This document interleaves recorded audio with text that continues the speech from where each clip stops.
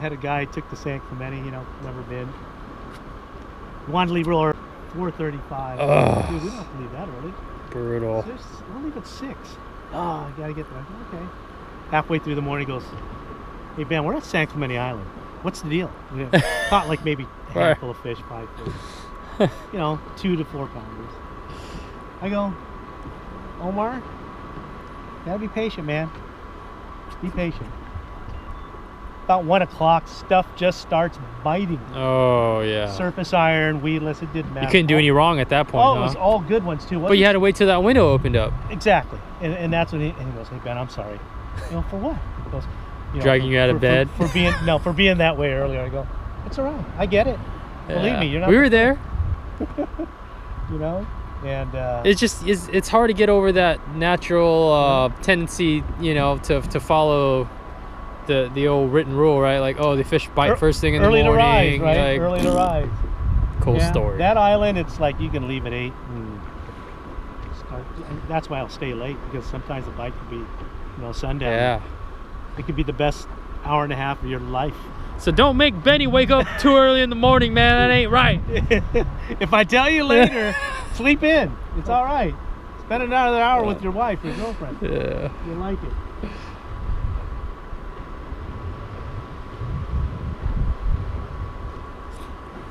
So we're cruising up the bank here. What are you looking for? Well, I'm looking for more of that. Because the water is starting to look a little bit milkier. Yeah, so you got kelp here again. Still not much current. It's kind of straight up and down. Okay. So I was going to stop at that point, but I'm going to hit this one real quick, and then I'll go up to that point up there. Okay.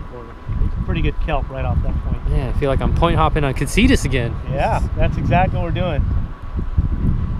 And we'll end up coming back up this way, and by that time a lot of the water's flushed out. But we didn't catch anything there. Why would we come back? Conditions will be different. Ah. Conditions will be different, so then you can give me grief about it after we go back to it.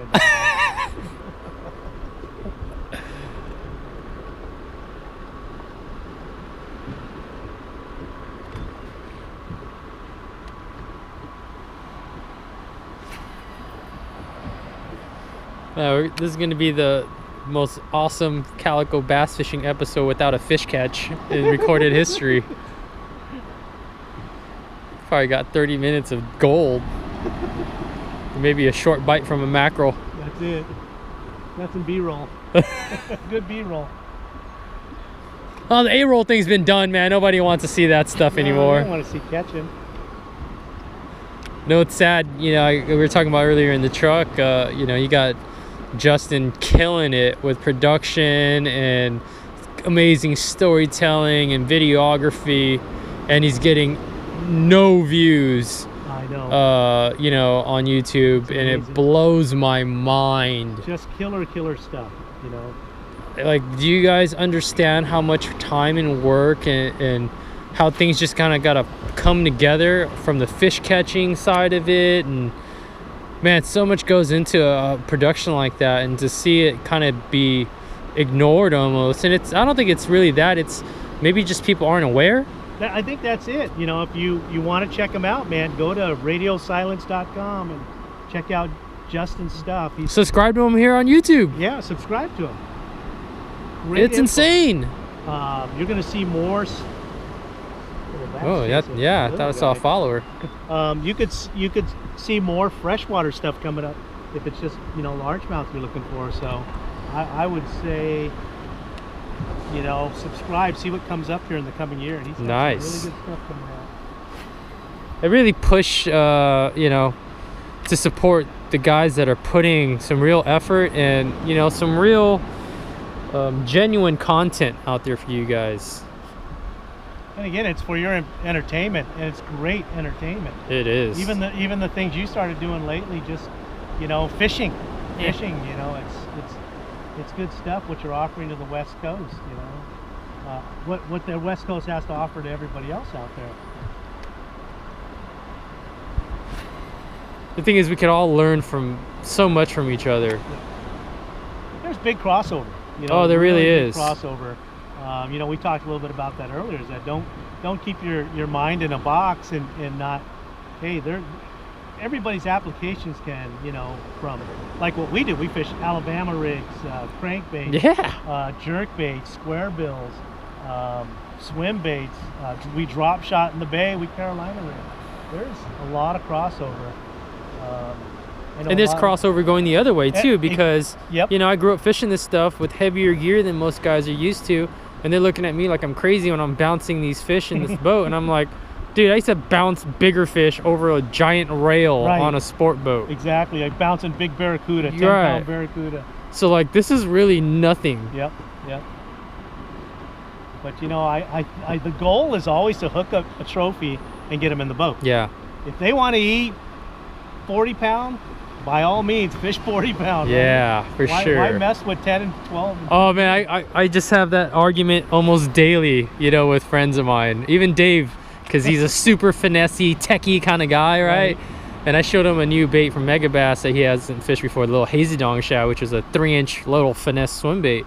But we were slip shot in Carolina rigging it, and he's so worried about like the leader size. He's like, you think 7-pound or 8-pound sunline would be good? I'm like, dude, I fish it on 12. Like, it doesn't matter, because like, what's gonna happen when you hook the right fish around, you know, nasty cover?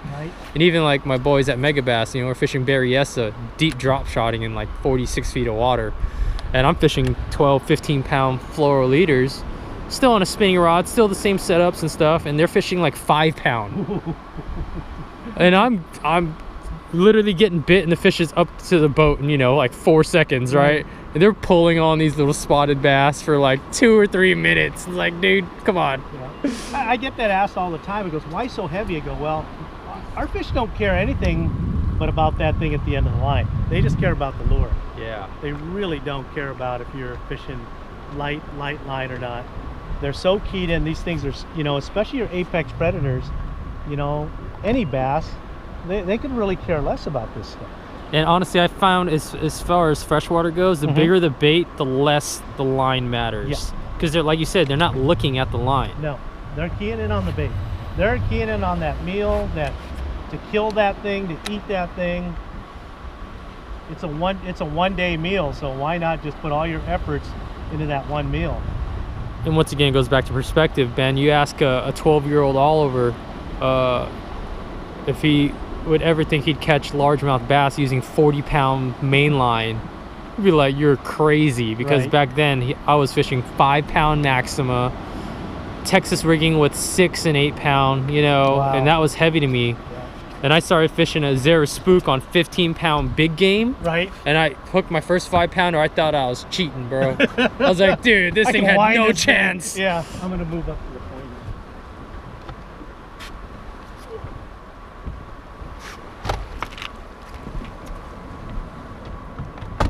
Hey, we need to get you that Altera, bro. Oh, yeah. I'm telling you. Like I said, I'm telling you. Oh, man.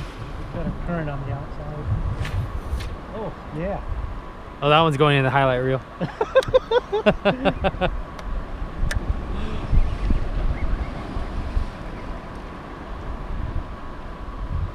So we got a lot denser kelp here. A little bit denser, yeah. A little bit better current just on the edge. It's going to kind of take us out this way, so. Water's a little clearer than the last area we fished. A little stained, but not too bad. What you don't want is crystal clear. That's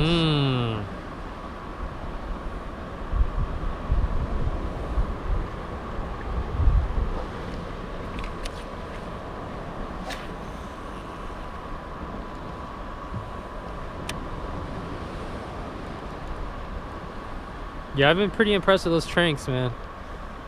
Real popular. There was, you know, when they first came out, there was a big concern. Well, it's not so big, you know, but I mean, when you put it in at 400, it's a big reel.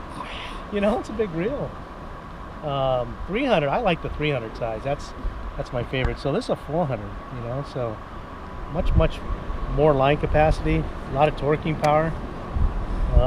Are you using the 5-to-1 or the 7-to-1? This option? Is the 5-to-1, yeah. Okay. So 5/8-to-1, I think is what it is, right? Yep. So you're getting less line take, about 32 inches versus 40.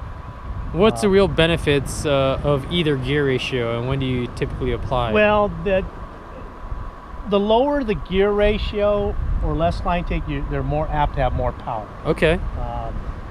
Which is why I like to crank on a 5-to-1. Exactly. So you can really get some power, not as much line take.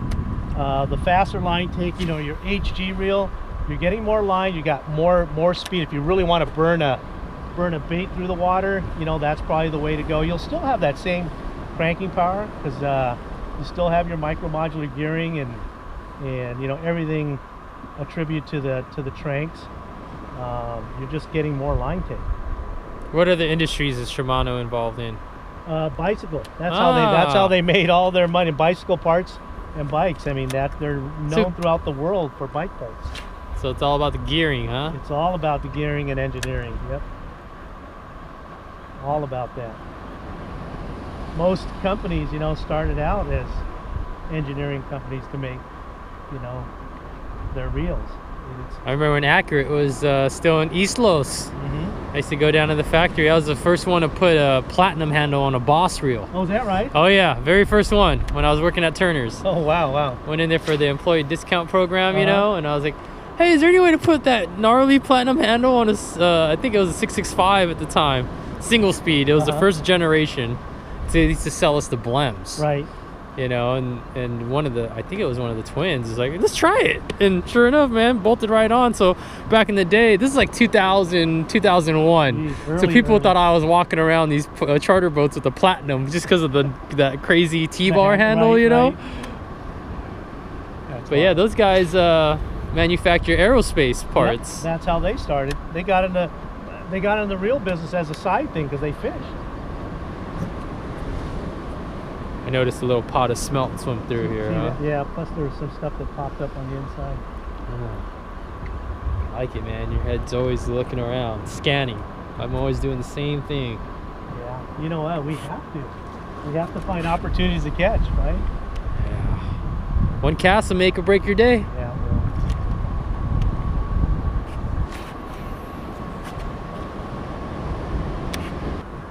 What is it about this calico bass fishing that really intrigues you? You know, it's the hunt. You know, I mean, it's just trying to figure stuff out, and you know, the rewards at the end of the day are, you know, you're getting a trophy. To fake a fish out to eat a rubber lure, number one, but number two, the fact that you can put yourself in a position to catch a trophy at any time on this stretch, on this whole island, at any time. So you see how the kelp's starting to bend now? Okay. That's current. So we got current. But it's funny, here we have current, right in here we don't. There's like spots in it. And I noticed that coming up here. That's why I'm continually looking down, because there'll be areas where there's current and areas where they're not. Will that make a difference on where the fish are set up? Sure. Sure, a little bit more water moving, the bait's moving. They probably just sit on those little current breaks, right? That's exactly what they're doing, yeah. See, this kelp goes outside here too.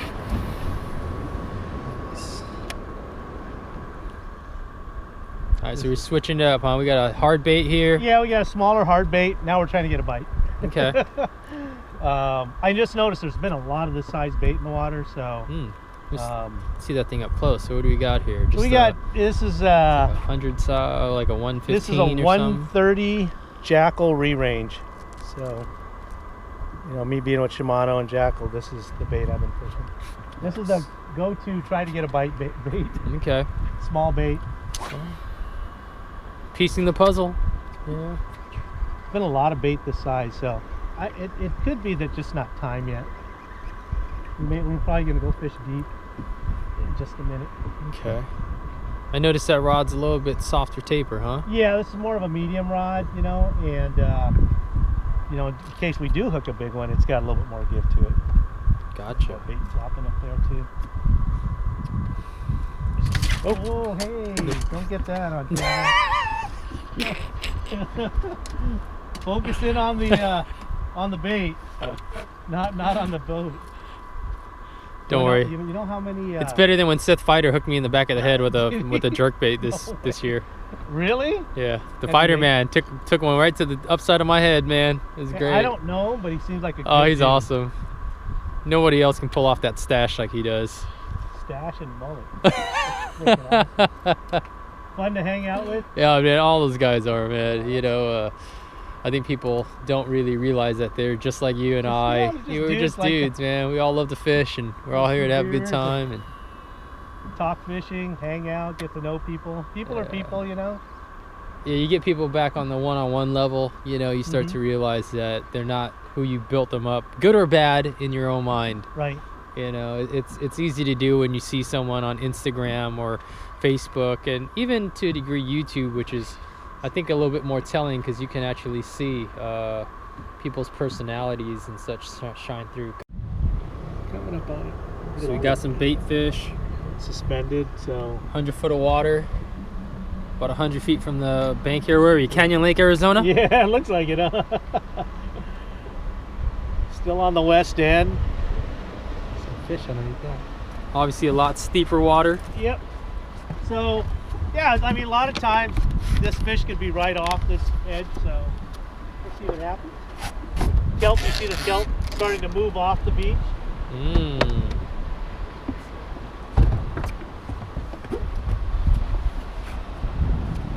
This is just awesome.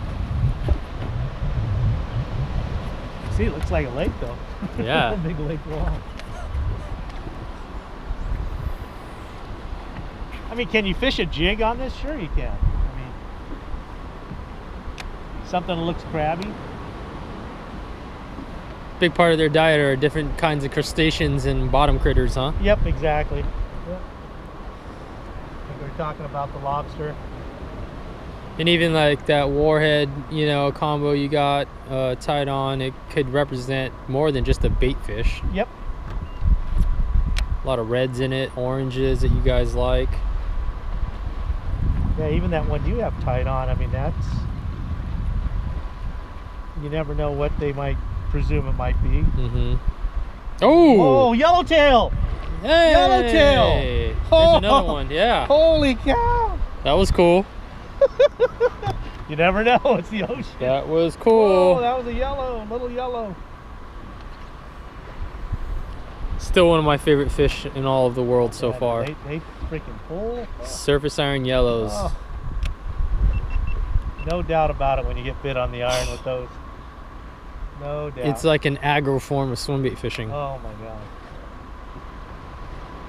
And that 30-pound stuff was biting. Oh, such good fishing. Now, I have friends, you know, obviously from the middle part of the country, and they're telling me about the musky fishing stuff, and they go, oh man, you don't have any idea once you hook one of those. And it's like, oh, I don't know, bro. You ever hooked a yellowtail on anything? Like, I've caught 4 or 5 now, and granted, none of them are super giants. Right. But it's like winding in an oversized barracuda. Yeah, but still, they fight to the death. They All are in the boat. They are tenacious. Yep. And I love them. Do you eat much fish? Yeah, I try to eat more of it now instead of like meat and stuff. You know, trying to be as health conscious as possible, so if I ever do make it one day, I can actually enjoy myself. You know, I want to look like Ben Florentino when I'm 60. Holy are you kidding me, guys? 60 this year? Yeah, 2018. Wow. Momentous. Figure my oldest kid. I thought Matt was your brother, man. No way. He looks more like his mom. So, you know, I got to take care of yourself. And eating fish, and especially when you know where it's coming from, you know, right. And catching it yourself and sourcing it yourself has been huge. You know, and being around some of the best eating saltwater fish in the world, I think, is something I think more of us should take advantage of. But also being more selective about the harvest. Yep. You know, like we were just doing the sheephead fishing, right. And even the lings and stuff. We're letting a lot of the bigger ones go now. That was good. Yeah, I always try to promote that with a lot of my guests that come. I go, you know, when you're on a really good yellow bite, and all you need is one. That's what I go. 30-pound fish. Like one day, a guy he kept 4. And he goes, oh man, I didn't realize it was that much. I go, dude, one loin is like... You can't eat that by yourself for a week. And, you know, I almost discourage keeping more than 2. Yeah. Just because. And it's a lot of work on the end of end of a trip, and it's just, who wants to deal with that? Yeah, it is. I mean, but it's all part of the deal too. But, you know, I just hate to see people waste. That's the thing. That's the biggest thing. I mean, I was finding guys on the dock who go, hey, you want a yellowtail? Because I'll even fillet it up for you. I just don't want it to go to waste. Yeah. So I did that with the two. People were still, oh man, we're gonna have some barbecue tonight. I said, good. It's going to a good cause and not just wasting. But yeah, you know, enjoying eating fish, but not overdoing it. Like, you don't have to fill your limit just to fill your limit. Right. You know, you can still enjoy catching them. And man, there's just something cool about watching a badass fish, even like that 18-pound sheephead, watching it swim away and not letting one of those little, you know, one of its little hoes turn into the dominant male. Like, go back down there and represent, man. Go do your thing. Daddy's back. That's right.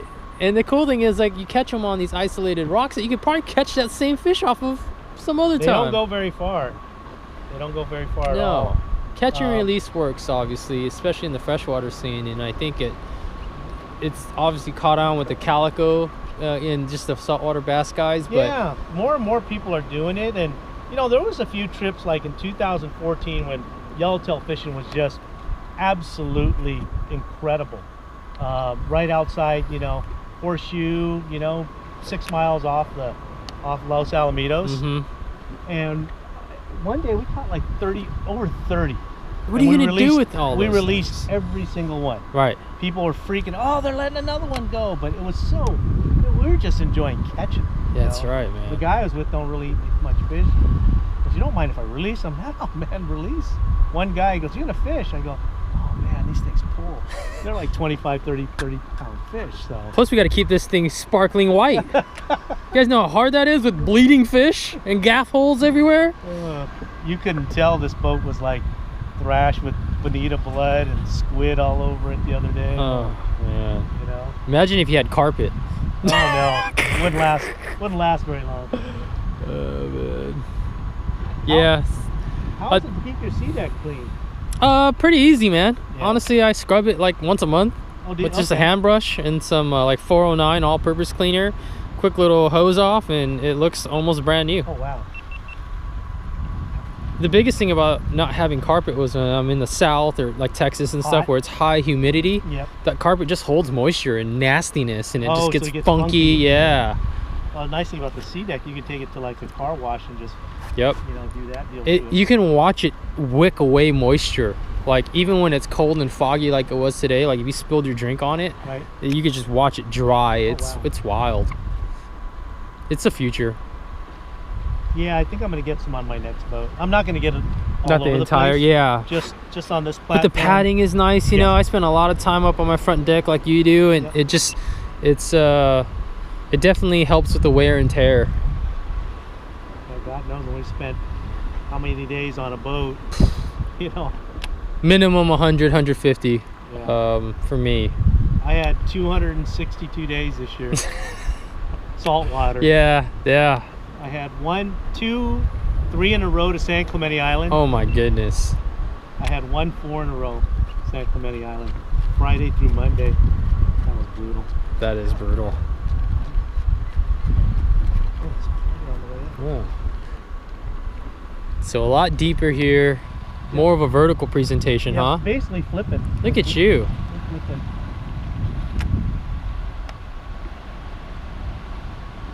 Now, what's the key with this kind of style of fishing? I noticed you're actually palming the spool. You got in and out of gear quite a bit. So I want to just make sure my finger's on the line in case I get a bite on the way. I did get one small bite a minute ago, and then feeling where when it does hit the bottom, and then what I'm doing is just picking it up off, basically just jig fishing, picking it up off rock, because this continues out here and then goes into deeper water. There's a ledge right here, so I'm fishing this ledge. So it's basically freshwater ledge fishing. Like Kentucky Lake. Yeah, just kind of just working it down the ledge off rocks, and sometimes these things will be right off the edge here because they haven't been shallow. Right.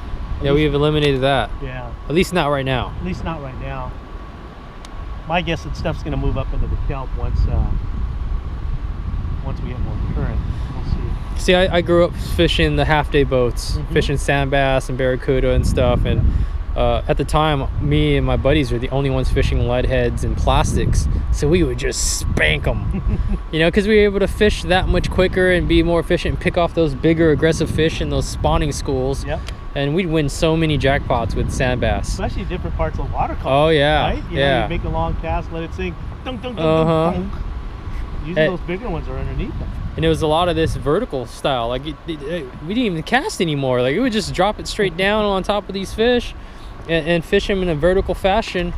Right. And I took this exact same technique to Lake Fork. And there's like these submerged bridges. Tops of them sit in like 25 to like 35 feet. Oh wow. And it's like a full-on bridge, you know, and fishing vertical just like you are now with a war bait and a pearl swim bait. And just working the depths on along yeah, the bridge? I could feel the bait coming up and down the rails. Oh, no you know, way. the edges. You can feel when you're on top of the concrete. And man, it's just like Calico Bass fishing. Was that stuff set up in any special place, or was it different along that bridge? It depended. Like sometimes they were up on top of the actual bridge, and then there are other times when I'd actually have to feel the edge of the actual bridge itself and feel my bait yo-yoing up and down. So I think they were sitting underneath the overhang, you know, and that bait just yo-yoing up and down really? would just Wow. boom. It's like, oh, you know, same Awesome. gear pretty much, 300-400 size reel, swim bait rod, and guys are like, "What are you doing?" It's like doing stuff I've been doing since I was a kid. Yeah. And that's part of that crossover, you know, of taking saltwater aspects into the freshwater. Right. Yeah, you know, I got to go to El Saltwater too. Oh, see, I still haven't done that. That's awesome. And one of the guys told me, he goes, "Hey, fish the swim bait just like you would sand bass. Cast it out off the we're fishing this river channel. Cast it out. You're gonna get bit just like sand bass. Boom, boom, boom. Sure enough, same deal. Dunk, dunk, dunk, boom. That's how they've been biting." I go, "No way." That's great. 4-inch swim bait, you know, just dipped in chartreuse and fishing just like you were sand bass. So much fun. That's awesome. It's always nice to bring a fresh perspective. Yeah. You know, just like when I'm at the gym, when I'm working out, when I work out with somebody new, I want to follow their routine. I want to see how they approach it, and you know, hopefully take something that they put in their workout into my own. Right. And it's the same thing in fishing. Yep. Which is why I love traveling the country and not knowing what these local guys are doing, because I don't care. Yep. I don't want to do what they're doing. Something different. I mean, the fish see that all the time, right? Yeah. Why would I want to show them the same thing you've been showing them for months or years? Yeah, I had absolutely the most incredible topwater smallmouth fishing of my life this past fall in places that guys are like, "You're catching them on topwater?" like, dude, they're coming out of the water for this thing, bro. Oh, smallmouth. You catch them in the grass? Like, dude, smallmouth use grass. A bass is a bass. Oh man. I know a bass is a bass. That's great. Yeah, you just can't, like I said, you just can't be narrow-minded, or you'll just lose sight.